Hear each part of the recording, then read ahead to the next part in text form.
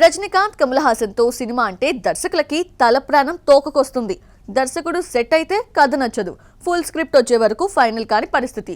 రజనీ 173వ సినిమాకి ఎందరు దర్శకులు మారారో ప్రత్యేకంగా చెప్పనక్కలేదు.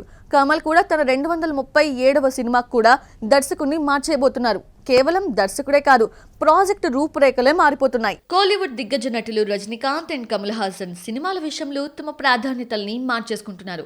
రజనీ 173 విషయంలో దర్శకులెందరో మారారు. సుందర్ సి ఫస్ట్ కథ చెబితే ఓకే అయింది. ఫైనల్ స్టేజ్కి వచ్చేసరికి నో చెప్పాడు తలైవర్.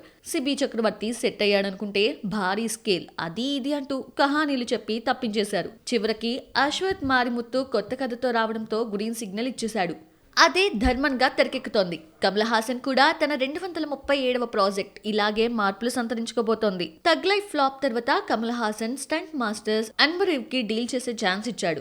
2 ఏళ్ల క్రితం ఈ మూవీ అనౌన్స్ చేశారు. తమిళనాడు ఎన్నికల తర్వాత ఈ ప్రాజెక్ట్ పట్టాలెక్కుతుంది అని రీసెంట్ గా వెల్లడించారు ఉలగనాయగన్. కానీ ఇప్పుడు ఈ ప్రాజెక్ట్ హోల్డ్ అయిందని తెలుస్తోంది.